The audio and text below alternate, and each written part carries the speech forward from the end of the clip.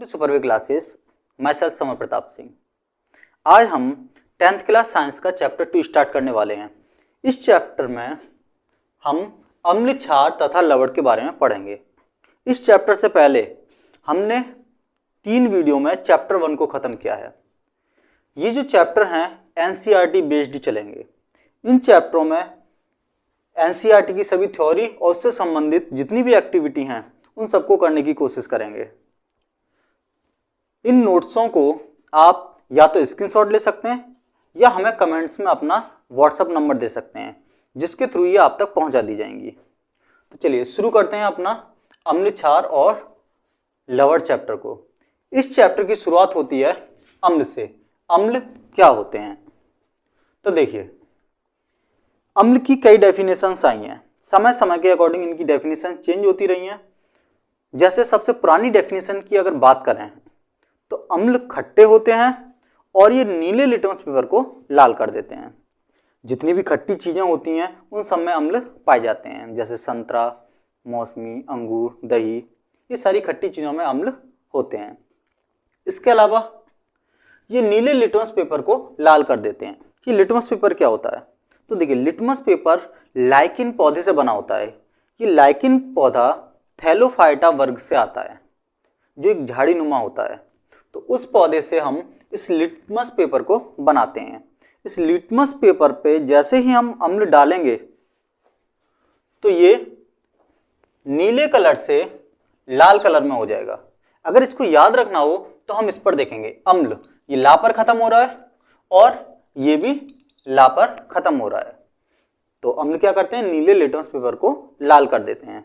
इसके अलावा क्षार की बात करें तो ये जस्ट उल्टा करते हैं, लाल से नीले में कन्वर्ट करते हैं। तो ये दोनों मिलके हमारी पुरानी डेफिनेशंस बनती है। लेकिन अगर आधुनिक डेफिनेशन की बात करें आर्हेनियस के अनुसार तो हमारी ये नई डेफिनेशंस आई। लेकिन उससे पहले कुछ और चीजें देखते हैं अम्ल के बारे में। जैसे ये संक्षारक प्रकृति के होते हैं। संक्षारक का मतलब क्या होता है? संक्षारक का मतलब होता है जंक लगाना। हमने पिछले चैप्टर में पढ़ा था संक्षारण। ये धातु, इमारतें, कागज, इन सब चीज़ों को नुकसान पहुंचाते हैं। जैसे कि अगर बात करें अम्लीय वर्षा की, तो अम्लीय वर्षा में क्या होता है कि SO2 और NO2 ये दो गैसें मिलकर जब पानी के साथ नीचे गिरती हैं तो नाइट्रिक अम्ल में कन्वर्ट होकर बिल्डिंगों पर, जानवरों की त्वचा पर और भी अलग अलग चीज़ों पर जब गिरती हैं तो उनको नुकसान पहुंचाती हैं। जैसे कि ताजमहल का जो रंग फीका पड़ रहा था आगरा में, तो उसकी वजह से, ताजमहल के रंग फीका पड़ने की वजह से सारी कंपनियों को आगरा से बाहर कर दिया था। उसके बाद में उसमें गिरावट कम देखी गई है। ये जो अम्लीय वर्षा होती है इससे हमें भी बहुत नुकसान होता है। अगर अब पहली बारिश होती है तो अम्ल की मात्रा ज़्यादा होती है। पहली बरसात के बाद में चौथी पांचवी जब बरसात आती है तो उसमें ये अम्लीय प्रकृति थोड़ा कम हो जाती है, क्योंकि जितनी भी हमारे एनवायरनमेंट में SO2, NO2 वगैरह जो गैसेस हैं वो खत्म हो चुकी होती हैं। तो इस तरह से ये अम्लीय वर्षा करने में भी मदद करते हैं, जो कि काफ़ी नुकसानदायक है। इसके अलावा ये धातु से क्रिया करके हाइड्रोजन गैस बनाते हैं। अब ये क्या होता है? इसके ऊपर एक एक्टिविटी दी हुई है, ये वाली। इस एक्टिविटी में हम देखेंगे कि इसमें एक धातु ली गई है और एक अम्ल लिया गया है। धातु हमारी ली गई है जिंक और अम्ल लिया गया है सल्फ्यूरिक अम्ल, क्योंकि इसमें दिया गया है कि धातु से क्रिया करके अम्ल बनाते हैं। ये धातु से क्रिया करके हाइड्रोजन गैस बनाते हैं। तो धातु और अम्ल ये दोनों क्रिया करेंगे तो हमारी क्या बनेगी? H2 गैस बनेगी। कैसे बनेगी? देखिए, इसमें एक ट्यूब ली, उस ट्यूब में धातु मतलब कि जिंक को डाला। इसके अलावा हमने सल्फ्यूरिक अम्ल H2SO4 को मिलाया। जब ये दोनों में रिएक्शंस होगी तो यहाँ से गैस बनेगी और ये गैस इस नली से होते हुए इस साबुन के झाग में जाएगी या साबुन के पानी में जाएगी। जब ये साबुन के पानी में जाएगी तो साबुन की वजह से इसमें बुलबुले बनेंगे और एक गुब्बारे टाइप के ऊपर उठेंगे। और इस गुब्बारे को अगर मोमबत्ती के पास रखा जाए तो इनमें ब्लास्ट होंगे, आवाज़ आएगी विस्फोट होने की। वो क्यों होगा? दरअसल H2 गैस जो होती है वो काफ़ी हल्की होती है, हल्की होने के कारण ये ऊपर उठती है, और जब ये ऊपर उठती है और ये विस्फोटक होने के कारण आग के संपर्क में आके एकदम आवाज़ के साथ फटती है, जिसको हम सुन भी सकते हैं। इसके अलावा ये गैस के जो गुब्बारे होते हैं उनमें भी भरने के काम आती है। नेक्स्ट है हमारा, इसका जो pH मान होता है वो हमेशा 0 से 6 के बीच होता है। जितने भी अम्ल होते हैं उनका pH वैल्यू 0 से 6 के बीच में होगा। अगर pH वैल्यू 6 से ऊपर है, मान लो 7 है, तो वो हमारा उदासीन होते हैं, और 7 से अगर ऊपर हैं तो 14 वैल्यू तक हमारे क्षार कहलाते हैं, जिनको हम बेस भी बोलते हैं। तो देखिए, ये था हमारा अम्ल के बारे में जानकारी। अब नेक्स्ट है हमारा अम्ल की आधुनिक परिभाषा, जो कि आर्हेनियस साइंटिस्ट ने दी थी। इन्होंने बताया था कि अम्ल को अगर जलीय विलयन में घोला जाए तो इनसे हाइड्रोजन विस्थापित हो जाता है, और हाइड्रोजन पर H+ होता है, H+ के रूप में वो विस्थापित होता है। तो ये हमारी होती है आधुनिक परिभाषा। वे पदार्थ जो जलीय विलयन में H+ देते हैं अम्ल कहलाते हैं। एग्जाम्पल के तौर पर अगर हम हाइड्रोक्लोरिक अम्ल लें HCl, तो वो पानी में H+ और Cl- में टूट जाएगा। तो ये डेफिनेशन आधुनिक मानी जाती है। अब बात आती है, क्या अम्ल में विद्युत का चालन होता है? इसके ऊपर भी एक एक्टिविटी दी हुई है।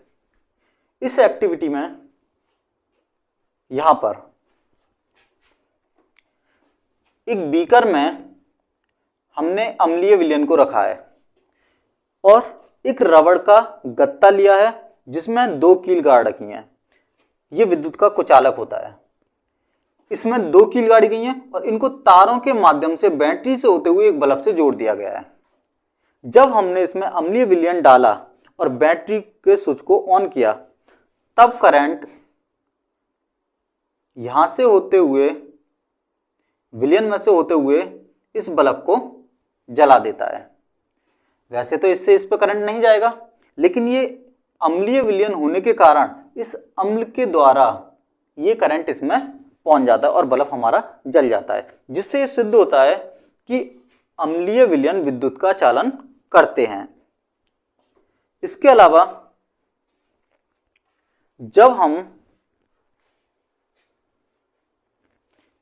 अम्ल को तनु करते हैं, तनु का मतलब अम्ल कुछ सांद्र अम्ल होते हैं और कुछ तनु अम्ल होते हैं। सांद्र अम्ल थोड़ा ज्यादा गाढ़े होते हैं और ज्यादा नुकसान पहुंचाते हैं, और तनु अम्ल थोड़ा हल्की कैटेगरी के होते हैं।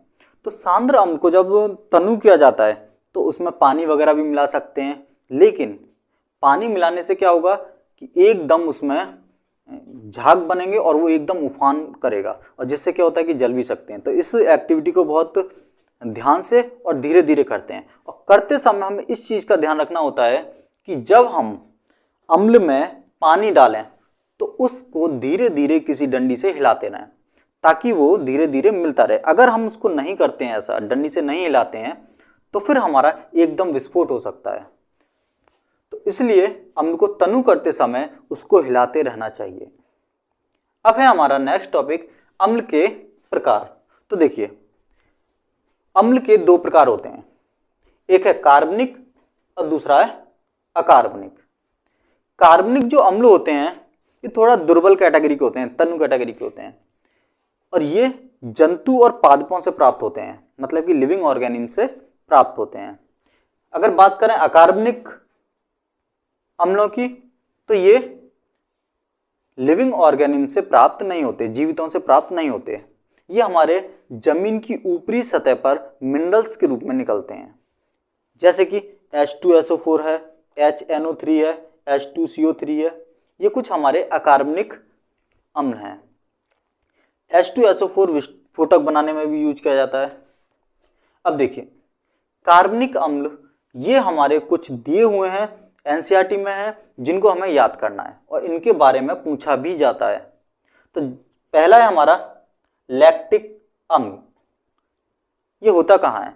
तो देखिए, दूध और दही इन दोनों में ही लैक्टिक अम्ल पाया जाता है। होता क्या है कि दूध में लैक्टोज शर्करा पाई जाती है, लैक्टोज शुगर होती है, जिसको लैक्टिव बैसिलस जो जीवाणु होता है वो लैक्टोज शर्करा को लैक्टिक एसिड में कन्वर्ट कर देता है, जिसकी वजह से दूध खट्टा हो जाता है और दही में कन्वर्ट हो जाता है।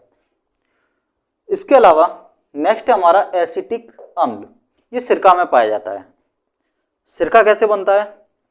ये दरअसल गन्ने का जूस है, उसको हम एक घड़े में और उसमें एक लोहे की कील डालकर गाड़ देते हैं। लगभग 1 साल में हमारा सिरका बनके तैयार हो जाता है और उसमें क्या हो जाता है, किण्वन के फलस्वरूप एसिटिक अम्ल बन जाता है। इसी से क्या होता है, ये खट्टा हो जाता है। नेक्स्ट है हमारा टार्टरिक अम्ल, ये अंगूर संतरा जैसे फलों में पाया जाता है। दरअसल 2 ही हैं, अंगूर और संतरा, जिनमें ये पाया जाता है। इसके अलावा नेक्स्ट है हमारा ऑक्जेलिक अम्ल, ये टमाटर में पाया जाता है। अगला है टैनिक अम्ल, ये चाय में पाया जाता है। इसके अलावा है हाइड्रोक्लोरिक अम्ल, ये हमारे पेट में पाया जाता है।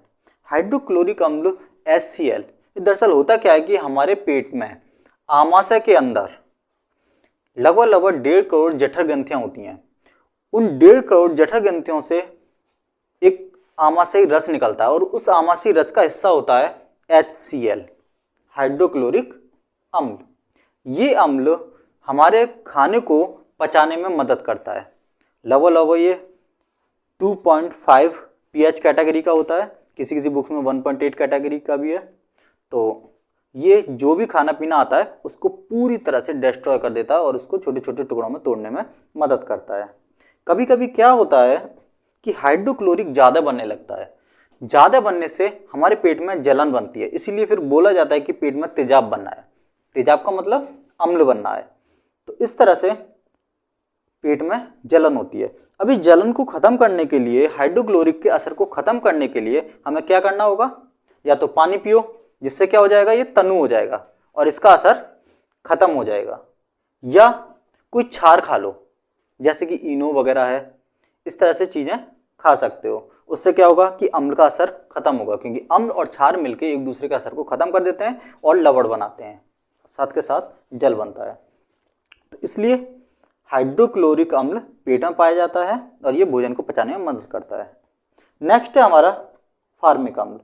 फार्मिक अम्ल मधुमक्खियों के डंक के पीछे एक ग्रंथि होती है जिसमें फार्मिक अम्ल पाया जाता है। ये अपनी रक्षा के लिए यूज करते हैं और ये जीवाणु नाशक होती हैं, बैक्टीरियाओं को मारती हैं। इसलिए कभी मधुमक्खी काटती है तो उसके फायदे भी होते हैं। ऐसा ही नहीं है कि काटती है तो नुकसान है, सूजन हो जाए। दरअसल सूजन जो होती है वो मधुमक्खी के काटने पर फार्मिक अम्ल हमारे शरीर के अंदर जाता है। जब फार्मिक अम्ल हमारे शरीर के अंदर जाता है तो बहुत सारी WBC उस जगह उस जहर को हटाने के लिए आती हैं, जिसकी वजह से वहाँ सूजन हो जाती है। अब फार्मिक अम्ल जीवाणु नाशक होने की वजह से हमारे इम्यून को मजबूत करता है, इम्यून सिस्टम को बढ़ाता है। तो कभी मधुमक्खी काटती है तो उसके बेनिफिट्स भी मिलते हैं। इसके अलावा फार्मिक अम्ल का कई तरह की मेडिसिन बनाने में, दवा बनाने में भी यूज होता है, जैसे HIV की दवा, गठियाबाई की दवा। इसके अलावा और भी कुछ दवाओं में इसका यूज किया जाता है।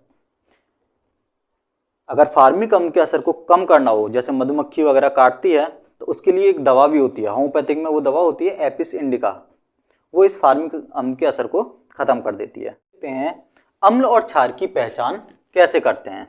अब तक आप अम्ल और क्षारों को याद करते हुए आए होंगे या रटते हुए आए होंगे, लेकिन आज की इस क्लास के बाद अम्ल और क्षार को आप बिना किसी देरी के देखते ही बता सकते हैं कि कौन सा अम्ल है और कौन सा क्षार। और अगर आपको कोई अनजान अम्ल या क्षार भी दे दिया जाए, उसकी पहचान भी आप बिना देरी के कर पाएंगे। उन पहचानों को अब देखते हैं, ठीक है। चलिए देखिए, सबसे पहले देखते हैं अम्ल की पहचान कैसे करते हैं। तो इसमें 2 चीजें याद रखनी है। पहला, अगर किसी भी अणु की शुरुआत हाइड्रोजन से होती है तो वो हमारा अम्ल कहलाएगा। जैसे HCl शुरुआत H से हो रही है तो ये हमारा अम्ल हो गया।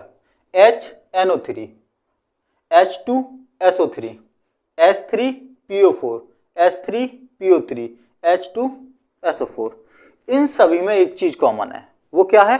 हाइड्रोजन का पहले आना। अगर किसी कंपाउंड में हाइड्रोजन पहले आता है तो वो हमारा अम्ल होगा। इसके अलावा कुछ और तरह के भी अम्ल देखे जाते हैं, जैसे कि ये वाले। इनकी पहचान क्या होती है? ये अधातुओं के ऑक्साइड होते हैं, जैसे CO2। कार्बन क्या है हमारा? अधातु। अधातुओं की भी पहचान देखेंगे, धातु अधातु क्या होते हैं। तो CO2 ये क्या हो गया हमारा? कार्बन का ऑक्साइड हो गया, क्योंकि ऑक्सीजन भी है और कार्बन हमारी अधातु है। नेक्स्ट है SO2। SO2 तो सल्फर क्या हो गया हमारा? अधातु, और ऑक्सीजन हमारा ऑक्साइड, तो अधातु का ऑक्साइड हो गया।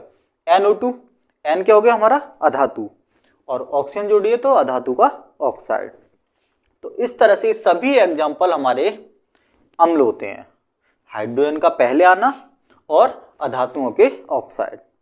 इसके अलावा अगर क्षार की बात करें तो क्षार के भी कुछ तरीके होते हैं जिनके द्वारा हम उनको पहचान सकते हैं, जैसे कि इनके अंत में OH आते हैं। एग्जाम्पल के रूप में NaOH, इसके अंत में OH आ रहा है तो ये हमारा क्या बोला जाएगा? क्षार। LiOH, KOH, CaOH, MgOH, NH4OH, इन सभी के एंड में OH आ रहा है, तो जिसकी भी एंड में अगर OH आता है तो उसको हम क्षार में रखेंगे। इसके अलावा और क्या पहचान होती है क्षार की? देखिए, क्षार के अगर और रूपों को देखा जाए तो उसमें कुछ ये हैं। इनकी पहचान होती है कि ये धातु के ऑक्साइड होते हैं। धातुएं क्या होती हैं उनको भी हम देखेंगे, लेकिन अभी हमने देखना है क्षार। तो धातु के ऑक्साइड भी क्षार कहलाते हैं। क्षार का दूसरा नाम होता है भस्म, ठीक, बेस। तो देखिए BeO, तो Be क्या है हमारा? धातु, और O क्या है? ऑक्सीजन। तो धातु प्लस ऑक्सीजन क्या हो गया? धातु के ऑक्साइड। इसके अलावा CaO, ये भी धातु का ऑक्साइड हो गया। Al2O3, C2O, MgO, Ba2O, KO3, तो ये सारे हमारे हो गए धातु के ऑक्साइड। तो अम्लों की पहचान देख ली हमने और क्षार की पहचान देख ली। इस तरह से हमें कोई भी अनजान अम्ल या क्षार आ जाएगा तो इन पहचानों के द्वारा हम उसको बता सकते हैं कि कौन सा अम्ल कौन सा क्षार। अब देखिए, इसमें दो वर्ड आए हुए हैं, पहला अधातु और दूसरा धातु। अब आप कहेंगे कि हमें धातु अधातु ही नहीं पता, तो इनको पहचानेंगे कैसे? तो ये भी, इनकी भी एक पहचान है, धातु और अधातु। इसके अलावा सिर्फ इसी के लिए हम धातु अधातु नहीं पढ़ रहे, आने वाले उसमें हम देखेंगे अम्ल के रासायनिक गुण और क्षार के रासायनिक गुण। उसमें हम देखेंगे कि अम्ल धातुओं से क्रिया करके क्या बनाते हैं, क्षार अधातुओं से क्रिया करके क्या बनाते हैं। तो उसमें भी हमें धातु अधातु को सीखना पड़ेगा। तो जब हम वहां सीखेंगे तो क्यों ना अभी सीख लिया जाए, ताकि वहां हमें प्रॉब्लम ना हो। अब देखिए, तो सबसे पहले हम देखेंगे धातु। तो धातु की पहचान क्या होती है? तो धातुओं की भी बहुत सिंपल पहचान होती है, जिसमें से है इनके नाम के अंत में यम आता है। अब कोई भी धातु उठा के देख लो, उसका अगर नाम पे गौर करोगे तो उसके पीछे यम लगा मिलेगा आपको। जैसे कि लिथियम, इसके अंत में यम आ गया तो यह हमारा धातु कहलाएगी। Sodium, potassium, rubidium, caesium, francium. इसके अलावा magnesium, aluminium, calcium, barium, palladium और रेडियम, ये सभी हमारी धातुएं हैं, क्योंकि इन सभी के अंड में क्या है, यम आ रहा है। इसके अलावा मेंडलीफ की टेबल में आप जितनी भी देखेंगे सबका ये कॉमन आपको देखने को मिलेगा। अगर हम अधातु की बात करें तो इनके नाम के एंड में ना आता है। धातु के नाम के एंड में क्या आता है, यम, लेकिन अगर अधातु की बात करें तो अधातु के नाम के एंड में आएगा ना। तो इनके कुछ एग्जांपल देख लो, जैसे हाइड्रोजन ना आ रहा है, carbon, nitrogen, oxygen, bromine, iodine, chlorine, fluorine. तो इस तरह से इन सब के नाम के एंड में ना आता है, लेकिन कुछ और दो और हैं जिनको आपको अलग से ही देखना है। पहला है फास्फोरस और दूसरा है सल्फर। इनको अलग से ही याद रख सकते हो। इस तरह से हमारे धातु और अधातु की पहचान क्लियर होती है। देखेंगे अम्ल के रासायनिक गुण। वैसे तो अम्ल के बहुत सारे रासायनिक गुण देखने को मिलते हैं, लेकिन उसमें से ये तीन हमारे मेन हैं। इन तीनों में पहला वाला जो रासायनिक गुण है वो है कि अम्ल सक्रिय धातुओं से क्रिया करके हाइड्रोजन गैस बनाते हैं। इस रासायनिक गुण के ऊपर हमने शुरुआत में, इसी चैप्टर की शुरुआत में एक एक्टिविटी भी की थी। उस एक्टिविटी में हमने देखा था कि जब हम सल्फ्यूरिक अम्ल में जिंक के टुकड़े डालते हैं और उसमें से एक ट्यूब लेकर साबुन के घोल में ले जाते हैं तो उसमें से बुलबुले निकलते हैं गैस के, और उनके पास अगर मोमबत्ती लाते हैं तो वो एक विस्फोट के साथ फटते हैं, जो कि हाइड्रोजन गैस की वजह से होते थे, क्योंकि हाइड्रोजन गैस हल्की होती है और ज्वलनशील होती है। तो ये एक्टिविटी हमने इस चैप्टर की शुरुआत में देख चुके हैं। अब इसका केमिकल फॉर्मूला देखते हैं, रासायनिक समीकरण। देखिए इसमें दिया गया है अम्ल सक्रिय धातुओं से क्रिया करके। ये सक्रिय धातुएं क्या हैं? तो पिछले चैप्टर की आखिरी वीडियो में मैंने बताया था कि सक्रिय धातुएं कौन कौन सी होती थी, और उसकी ट्रिक के साथ मैंने याद भी करवाए थे, जिसकी ट्रिक थी लिख बा सरका नाम मग अल मंजन कर फी कद को नीसन पीवे और फिर छापा। इस ट्रिक के माध्यम से सारी धातुओं को याद करवा दिया था, उनमें से कौन सी सक्रिय होती थी, कौन सी कम सक्रिय होती थी, ये सारी जानकारी वहां से मिल सकती है आपको। तो सक्रिय धातुओं में जो ऊपर वाली धातुएं होती हैं वो सक्रिय होती हैं, तो जैसे Li, Na, K, zinc, Fe, ये सब सक्रिय धातुओं में आती हैं। तो जब सक्रिय धातुएं सल्फ्यूरिक अम्ल से क्रिया करती हैं तो क्या बनाएंगी? हाइड्रोजन गैस बनाती हैं। तो एग्जाम्पल के तौर पर जब जिंक सल्फ्यूरिक अम्ल से क्रिया कर रहा है तो जिंक सल्फेट बना रहा है और हाइड्रोजन गैस बन रही है। इसीलिए हमें धातु के बर्तन में खट्टे पदार्थों को नहीं रखना चाहिए। ऐसा क्यों? धातु जैसे जिंक के बर्तन हो गए या लोहे के भी अगर बर्तन लो तो FeV थोड़ा ऊपर से में ही आता है। इसके अलावा और भी किसी धातु के अगर बर्तन लेते हो उसमें खट्टी पदार्थों को डालते हो तो खट्टे पदार्थों में हमें क्या मिलता है? अम्ल मिलता है। और जब अम्ल और धातु मिल जाती हैं तो क्या बनेगा हमारा? जिंक सल्फेट और हाइड्रोजन गैस बनेगी। मतलब कि उस बर्तन में रासायनिक क्रिया अपने आप होने लगेगी। तो ये जो जिंक सल्फेट है ये हमारे शरीर के लिए नुकसानदायक है। हालांकि जिंक सल्फेट की टैबलेट्स भी डॉक्टर द्वारा दी जाती हैं, पर वो अलग कंडीशन में दी जाती हैं। जैसे गर्भवती स्त्रियों में स्तनपान के समय ये जिंक सल्फेट की गोलियां दी जाती हैं, या कभी कभी बच्चों में भी दी जाती है। पौधों में इसका छिड़काव भी किया जाता है। गेहूं की खरपतवार बहुत अच्छी होती है, तो कहीं कहीं ये लाभदायक है, लेकिन इंसानों के लिए इसकी ज़्यादा मात्रा हानिकारक होती है। तो इसलिए हमें खट्टे फलों को धातु के बर्तन में नहीं रखना चाहिए। वजह क्या है हमारी? क्योंकि ये धातुओं से क्रिया करके हाइड्रोजन गैस बनाते हैं। अब देखिए दूसरा है हमारा अम्ल धातु कार्बोनेट या धातु हाइड्रोजन कार्बोनेट से क्रिया करके लवण बनाते हैं। तो देखिए देखते हैं इसको। CaCO3 ये हमारा क्या है? Calcium carbonate. कैल्शियम क्या है हमारा? धातु, और CO3 क्या है? कार्बोनेट। तो धातु कार्बोनेट हो गया हमारा। जब ये धातु कार्बोनेट, हम धातु हाइड्रोजन कार्बोनेट भी ले सकते हैं इसकी जगह। तो फिलहाल हमने धातु कार्बोनेट लिया है और ये अम्ल से क्रिया करके क्या बना रहा है? कैल्शियम क्लोराइड बना रहा है और CO2 और H2 बना रहा है। तो कुल मिला के जब धातु कार्बोनेट अम्ल से क्रिया करते हैं तो हमारा लवण बनता है, क्योंकि ये कैल्शियम कार्बन क्लोराइड क्या है? लवण है। और साथ के साथ CO2 और H2O भी बनते हैं। कैल्शियम कार्बोनेट ये ज़्यादातर होता क्या है? चौक हो गया, मार्बल हो गया, चूना पत्थर हो गया, ये सब कैल्शियम कार्बोनेट में ही आते हैं। इसके अलावा तीसरी जो रासायनिक अभिक्रिया है हमारा धातुओं की, वो है धातु ऑक्साइडों के साथ अम्ल क्रिया करके क्या बनाते हैं? लवण बनाते हैं। जैसे CaO ये हमारा धातु ऑक्साइड हो गया, ये हमारा अम्ल हो गया। तो धातु ऑक्साइड और अम्ल आपस में क्रिया करके क्या बनाएंगे? कैल्शियम क्लोराइड, जो कि एक लवण, और साथ के साथ जल भी बनता है। तो ये थी हमारी अम्ल के 3 रासायनिक गुण जो हमें करने हैं। अम्लों को हम देख चुके हैं। इसके अलावा क्षारों के कुछ उदाहरण हमने अभी थोड़ी देर पहले देखे थे। अब हम देखने वाले हैं कि क्षार क्या होते हैं और इसके रासायनिक गुण। तो देखिए वे पदार्थ जो तीखे होते हैं या कह सकते हैं कि कड़वे होते हैं, उनको हम क्षार की श्रेणी में रखते हैं या वो क्षार होते हैं। इसके अलावा ये लिटमस पेपर से अगर इसकी जांच की जाए तो ये लाल लिटमस पेपर को नीले लिटमस पेपर में कन्वर्ट कर देते हैं, और अम्ल क्या करते थे, नीले लिटमस पेपर को लाल में कन्वर्ट करते थे। ये जस्ट एक दूसरे के अपोजिट हैं। लिटमस पेपर क्या होता था, ये लाइकेन से बनता था, जो कि हम शुरुआत में देख चुके हैं।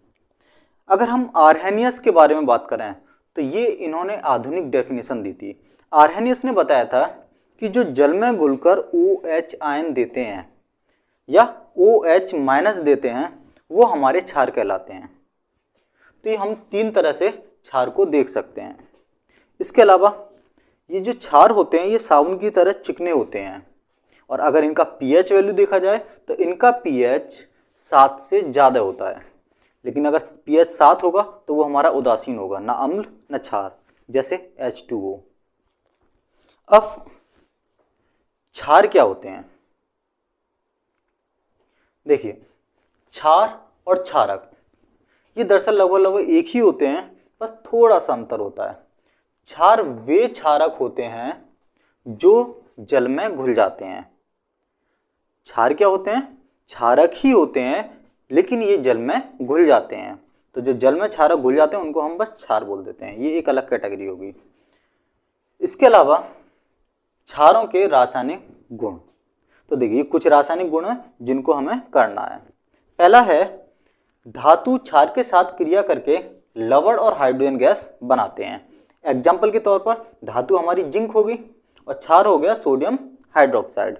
ये दोनों ने क्रिया करी और हमारा क्या बन गया, Na2ZnO2 बन गया, और साथ में हमारे क्या हो गया, H2 गैस रिलीज होगी। इसके अलावा एक और इसके रासायनिक गुण है, क्षार यदि अधातु ऑक्साइड से क्रिया करें तो हमारा लवण और जल बनता है। अब जैसे क्षार का एग्जाम्पल है CaOH2, इसको बुझा हुआ चूना भी बोलते हैं। जैसे कलई है, कलई को अगर पानी में डाल दोगे तो वो हमारा बुझा हुआ चूना कहलाएगी। तो जब बुझा चूना या CaOH2 को अधातु ऑक्साइड, कार्बन हमारा अधातु है और ऑक्सीजन से जोड़ा है तो क्या हो गया, अधातु ऑक्साइड। तो क्षार अधातु ऑक्साइड से क्रिया करके क्या बनाएगा, लवण बनाएगा। तो CaCO3 हमारा क्या है, लवण है, और साथ के साथ क्या बनना है, जल H2O। इसके अलावा एक और है, इसको अलग से भी कर सकते हो या इसमें भी डाल सकते हो। अम्ल क्षार से क्रिया करके या क्षार अम्ल से क्रिया करके, दोनों ही चलेगा, हमारा क्या बनाते हैं, लवण और जल बनाते हैं। इसको उदासीनीकरण अभिक्रिया भी बोलते हैं।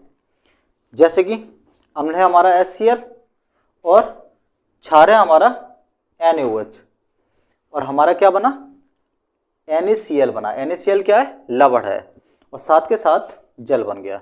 तो इस तरह से ये हमारा उदासीनीकरण अभिक्रिया कहलाती है। इस वीडियो में इतना ही। अब बाकी जो बचा हुआ हिस्सा है वो हम नेक्स्ट वीडियो में देखेंगे।